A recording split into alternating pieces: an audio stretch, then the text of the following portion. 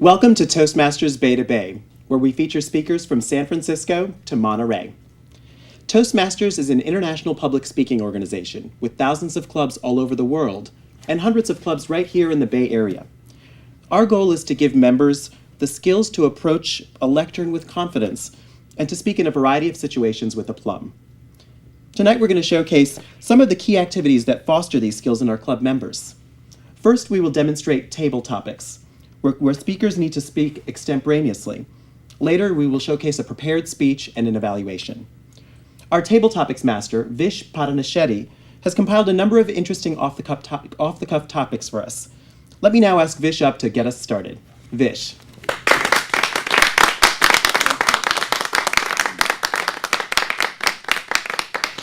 Welcome you all to the Table Topics session of Toastmasters. Table Topics where we ask impromptu questions and expect impromptu answers. The theme for today is Silicon Valley. Oh, the Silicon Valley where all the smart people from all over the world come to work. You know, you can tell you're from Silicon Valley if you're making more than $250,000 a year, but still can't pay your mortgage. Now, Silicon Valley term was invented about in the early 70s because silicon is used to make semiconductors. We had a lot of manufacturing companies in the Silicon Valley, which is actually Santa Clara Valley. But Santa Clara Valley, although it is known as the South Bay by the locals, Silicon Valley right now is extended to Fremont, Newark, and Peninsula. Perhaps because of the advent in technology, we should call it Nano Valley because of nanotechnology and not Silicon Valley anymore. But enough of me talking about Silicon Valley. I would like to know what you folks think about Silicon Valley. So, my first question is, what was your first experience in Silicon Valley like? And I would like to ask this question to Christine Lim from A Toast to Life Toastmasters. Christine?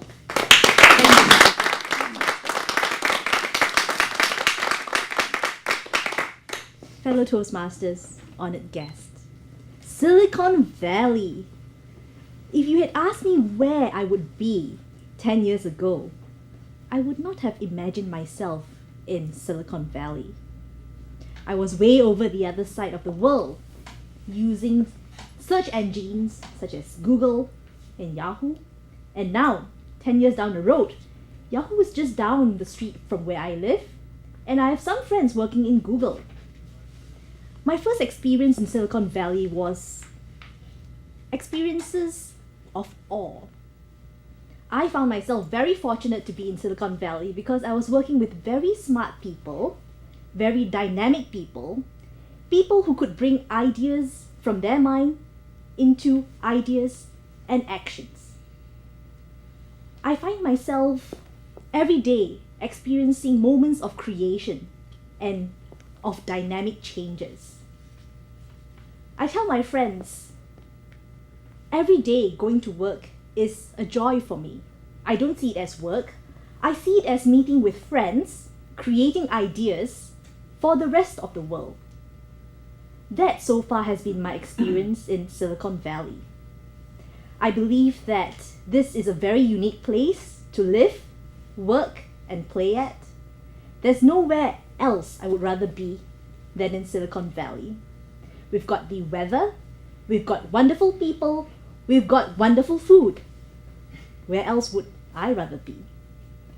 So, for the rest of you who've not yet had the experience to work, live, or play in Silicon Valley, I urge you to come and join us.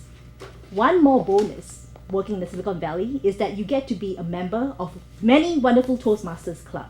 So, come join us, Mr. Table Topics Master.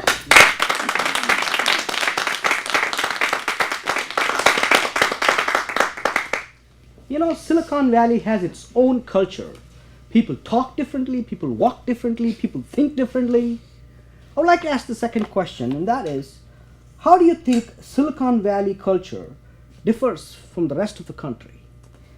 And I would like to ask this question to Tony DeLeon from San Mateo Toastmasters. Tony?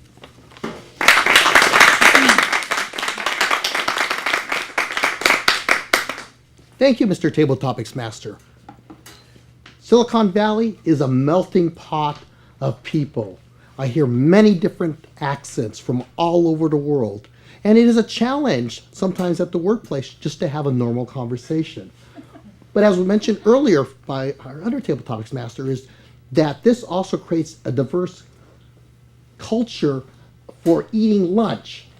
One of the ways I connected with my fellow employees was asking them what do they eat for lunch and take me. I worked as a chemist in Silicon Valley, and we had a heavy Vietnamese community within the office, and I really was interested in the foods that they ate.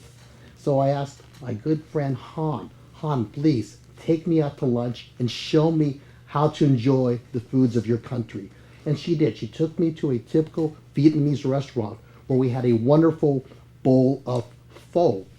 And pho is a wonderful noodle dish. And normally it's served very hot, and you're given some fresh vegetables to put inside the soup. So I asked her, what do you do with this garden and this soup? And she showed me, if you want to look like you belong, you pick up the basil and you pluck the leaves. You don't throw the whole thing in there and let it simmer. And I am Latin, and I like hot peppers. So they served hot peppers along with the dish. So I found an instant connection with her culture, that her culture and my culture both like hot and spicy foods. After that, Han and I still keep touch, nowadays using some Silicon Valley technology such as Facebook and the computers. Thank you very much for that question, Vish.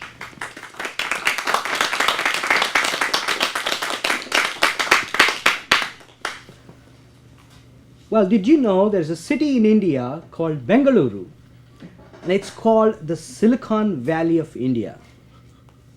So my question is, what do you think are the cultural differences between the Silicon Valley of US and the Silicon Valley of India? That I'm going to ask to Suresh Bhat from Wakpatagalu. Suresh? Thank you, Mr. Table Topics Master, and I'm very glad that that question came to me. Very interestingly, when I first came to the Silicon Valley of Bay Area, my first experience was within a week, I was actually in a TV station and recording a martial arts black belt ceremony from a martial arts school in Milpitas called Jangsuan. And I was given Korean food to eat after that. At that time, we didn't have any of the fast food restaurant chains or anything like that in India. I came from Bangalore, actually. It's a very apt question. When I went back last year, I got down from the airport and we were driving to my hometown and my home in India, in Bangalore, and I saw TGIF, Macaroni Grill. I've seen every single restaurant that I used to frequent here over there. So what's really happened is the world has become truly round. What you used to get here is become available there. The geographic time, space, and all these boundaries that we kind of got rid of about 10, 15 years ago in this Bay Area has transformed into the Bangalore Bay Area or to the China Bay Area for that matter. If you come to think about it, it's you won't find out of place in Bangalore either. You can get down there, experience the same kind of melting pot that Tony just spoke about, and also the experience of entrepreneurial spirit that Christine spoke about a little earlier. The true value of Silicon Valley here is about the freedom of choice and ability to get an idea and make it happen, execute it. You know, great ideas come to a lot of people, but how many of that become real? Talk about the Bay Area, and it actually makes it real. Same thing with Bangalore as of today. People can experience similar, freedom and choices and also make it happen. Thank you for that great question, Mr. Table Topics Master.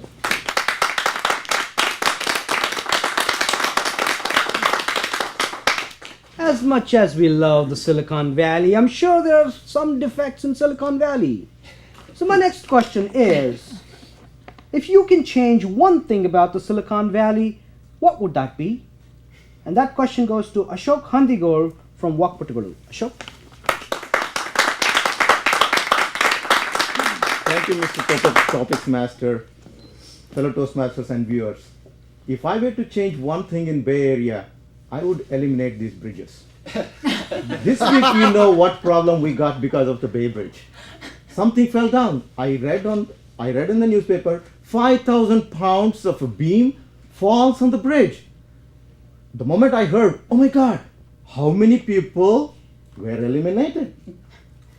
Thank God, people were saved. But thinking of the bridges, the amount of congestion they have led to, I just can't imagine how much pollution we are creating, how much CO2 and other gases we are releasing into this atmosphere, affecting the green gases. The atmosphere we need to be saving. So I would eliminate all these bridges. I would propose that all of us work from home. Wouldn't that be wonderful? We can enjoy all the nice foods that Tony and other people were mentioning and continue doing the innovations and think of Bangalore and all the nice sweet things that you would get on Happy Diwali Day. Mr. Toastmaster.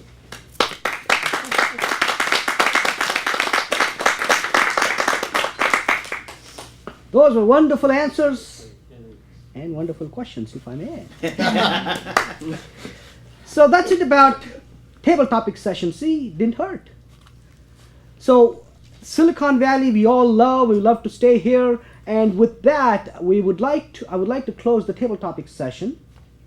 And I would like to bring here Henry Miller, who is the District Governor for District 4, Distinguished Toastmaster Henry Miller. Henry.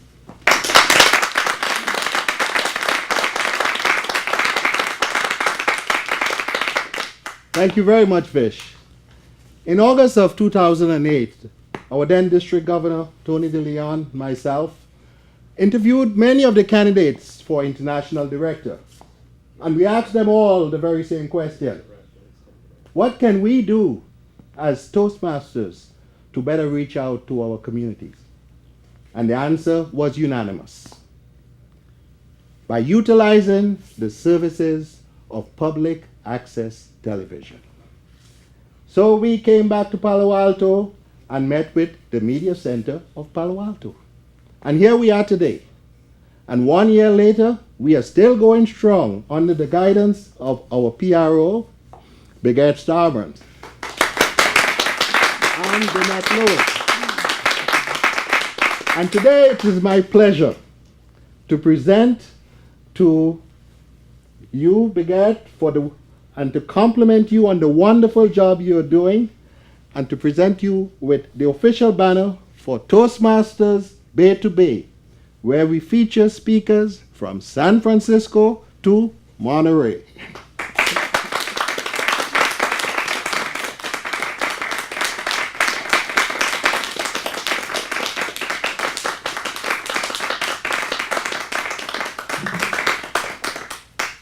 Birgit, you and Jeanette Lewis are doing a wonderful job.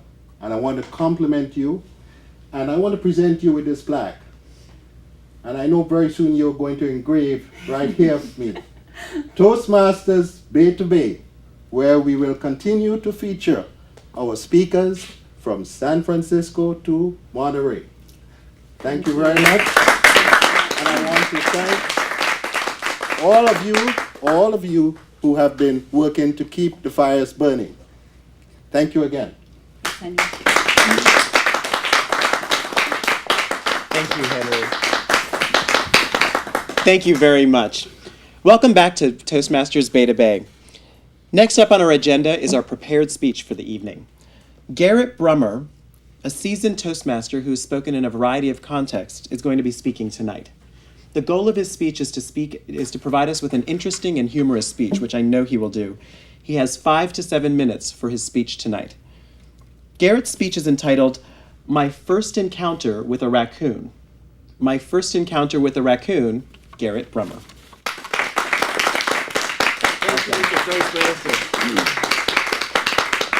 Today I would like to tell you about my first encounter with a raccoon. But before I do so, let me just say there was nothing funny about it at the time of the encounter. However, every time I tell the story, people get a good laugh out of it. The year was 2002 and I was still pretty new in the States. I just got married and I thought that my wife and I can do some time alone. A weekend of camping at New Brighton State Beach Park in Capitola seemed like a great idea. Upon arrival at the campsite, we noticed several signs warning us of raccoons, Beware of the raccoons. Do not feed the raccoons. Lock your food away, the signs read. Now, coming from South Africa, I have never seen a raccoon in real life. The only raccoons that I know are the ones from the 80s cartoon TV show called The Raccoons. This is the only raccoons I know are a bunch of cute, nice guys. Why, I thought to myself, would they be warning us against raccoons? I could kind of understand why they didn't want us to feed them, because perhaps they just didn't want these rat-like creatures around, I again thought to myself. So that night, after enjoying a wonderful barbecue feast with my wife, I remembered the warning signs and packed up all the food outside and brought it into a tent where I put it in a big blue cooler, which I thought would be the perfect place to lock anything away from any animal. Now, for you to envision what I'm about to tell you next, I have to explain to you the layout of our tent. Our tent is rectangular, divided into 3 compartments, and about 6 feet in height. Each compartment can be sealed off from the other by a screen door that can be zipped closed. The tent is sealed all the way through in the bottom, except for in the middle area. On the other side over there you have the kitchen, and over here where my wife and I sleep you have the bedroom. Back to the story. That night while lying in bed I was awakened by a loud noise. My wife also heard it ask, "Garret, is that you?" At first I thought the noise was coming from outside, but then again I was pretty sure there was someone or something messing around in the kitchen area. It was very dark and I couldn't make out anything, but I was sure there was something in the tent. That's when I realized it must be a raccoon. With the picture in my mind of raccoons being nothing but little cartoon characters, I jumped up, ready to attack the invader. To be honest, I didn't think that the raccoon could be any larger than a cat. So, when the only glimpse that I got of this raccoon was when I jumped up there and I saw his face smothered with egg yolk. When the raccoon saw me coming, it went crazy in the kitchen. It ran from one side to another, pushing over everything that came in its way. That's when I grabbed one of my tennis shoes, ready to put an end to the life of this invader if I have to. The next moment, the raccoon stormed towards me with a loud noise, and the beast and I engaged in battle. Because the doors leading to the outside of the tent were closed, the raccoon and I rumbled in the living room and kitchen area. Every time I hit him, he would growl, "Grrr, grrr." That's when I realized that this raccoon might be a little bit larger and more dangerous than what I originally thought. As you can imagine, the raccoon was now getting disorientated due to me smacking him with my tennis shoe and was literally running up and down the tent walls in an attempt to get out, forgetting how it got in the first place. I could smell the beast. It stunk. Something was wet on me. It was awful. In my fury, I would make a battle cry every once in a while. "You bastard! I'll kill you! When I'm done with you, there'll be nothing left of you!" And then, just when I thought things couldn't get worse, the raccoon entered the bedroom area through an open screen door. There it was, next to my wife, sitting on her bed, where my wife was now underneath the covers to protect herself. "Ah! Help me!" my wife yelled. Now I knew I was in trouble. The other campers must be thinking I'm killing my wife. Then I turned into an animal myself and I stormed into the bedroom area where my wife was screaming as if she was being butchered alive. "Thump, thump," I would hit it. "Grrr, grrr," it would growl back. "I'm going to kill you! I'm going to kill you!" I shouted again. And then, thank God, the raccoon found the hole through which it came in, and it was gone. Still in shock, my wife turned on the flashlight. The tent was full of raw eggs. There were even some against the tent walls where the raccoon was running up and down. "What on earth was that?" I asked. "Was that a raccoon?" "For certain," my wife said. We didn't get a lot of sleep that night. Lying in bed with one eye open, we wondered whether the raccoon would dare to come back, or did it learn its lesson, as we certainly did, to lock the food away next time. The next morning we saw people looking at us a bit strange, but thank God no police showed up to arrest me. I spoke to one gentleman a few campsites away who told me that raccoons have massive teeth and that 9 out of 10 of them have rabies. He said, "You were absolutely crazy to fight with this raccoon." Well, that night I would finally find out what the raccoon really looks like. We're having another barbecue when suddenly our friend showed up again. Having learned his lesson though, he kept his distance, but came just close enough so that I could see how big he was. He was a monster. Thank goodness I didn't know how big he was on the night of our battle, or I almost certainly would have froze with fear, and this raccoon would have bitten me in the face, the neck, or wherever. I learned my lesson with raccoons. Now when my wife and I go camping, we lock all food away in the car and keep a baseball bat nearby just in case. I'm happy to see that you also got a good laugh out of my raccoon story. Let me just tell you, if you run into any of my South African friends, don't let them know it was a raccoon, because in the version that I told them, it was a lion. Thank you. Thank you very much. Thank you so much. Thank you. Thank you so much for such an interesting speech. So Garret, I think you gave us a lot of lessons that all of us can take away for the next time we go camping. Let me ask you this.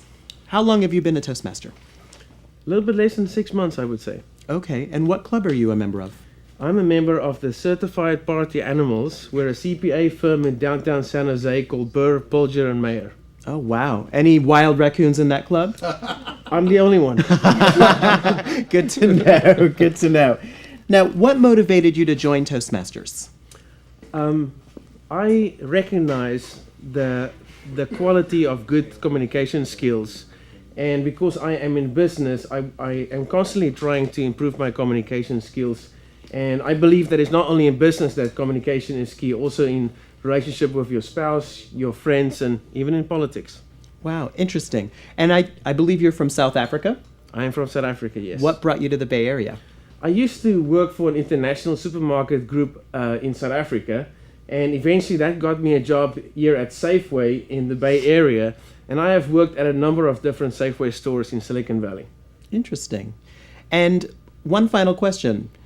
When you and your wife go, do you and your wife still go camping with the threat of a raccoon? Yes, we do, but as I said earlier, we keep a baseball bat nearby just in case. Good thinking. Thank you so much, Garret. Thank you for your excellent speech. I'd now like to bring up Manish Garg from SAP Toastmasters to provide his evaluation. Manish. Thank you. Hello, Toastmasters. Was that a great speech? Was that a great speech? Yeah. Yes. Really, Garret, I really enjoyed your speech. It was, I think if I were to sum your speech up in 3 words, I would say it was humorous, it was vivid in description, and it was definitely very, very engaging. So I commend you on a speech very well delivered. I'll try to, there was a lot going on in your speech, and I'll try to break it up in content and the way you delivered the speech. To start off with, I think the title is very critical, especially of a humorous speech like the one you delivered. And you couldn't have had a better title than the one you chose, because you kept us all thinking, at least me, first encounter with a raccoon, how could that be humorous? Doesn't sound that way. And it really turned out to be the punchline kind of in the end, and I'll talk about that a little bit. You talked about a lot of interesting things in your speech. You talked about the encounter with the raccoon, your first camping trip. And so not only was it humorous, even the content of your story was very engaging. You were obviously very comfortable up here on the stage and moving around and pacing and talking. One thing you could have definitely done better is use pauses a little bit more to your advantage. You had a lot of punchlines going there. You were getting a lot of laughs from the audience, which meant that there were a lot of places where you could have just suspended your speech and let that sink in and then continue. Pause is very important in a humorous speech, right? Look with a straight face and just... you could have also used your body language a little bit more to your advantage by, in the end, telling us how big really that raccoon was, because you told us it was bigger than a cat. But was it this big? Was it that big? Was it bigger than a tiger? How big was it? Some of us might not have really seen a raccoon either.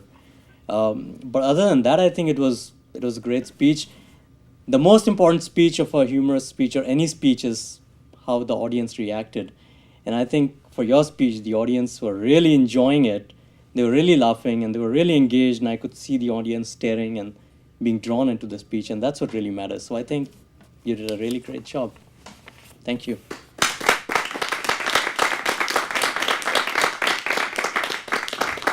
Thank you, Manish, for your insightful evaluation. We can each learn from the evaluation that we just got. I hope you all enjoyed Toastmasters Beta Bay tonight. We've shown you some of the skill-building exercises that we employ, such as extemporaneous speaking, prepared speeches, as well as evaluations that we use to strengthen our public speaking skills.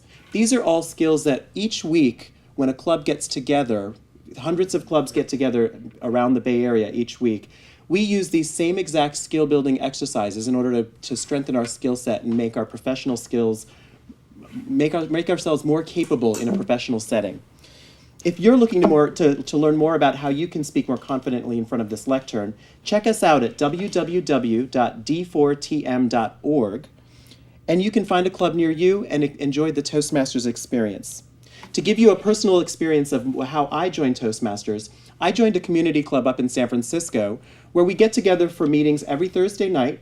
We go out for dinner afterwards, and we enjoy speaking in public in front of a lectern, as well as getting together outside of the lectern. It's a wonderful experience to get to know more people, to get to learn how to improve your skill set, and to get to learn how to be a better public speaker and conquer the lectern, which is a fear that a lot of us have in public speaking. Overall, I hope you enjoyed Toastmasters Beta Bay. It's been a wonderful experience for me to be here with you tonight. And once again, check out www.d4tm.org to enjoy the Toastmasters experience and find a club near you. Thank you.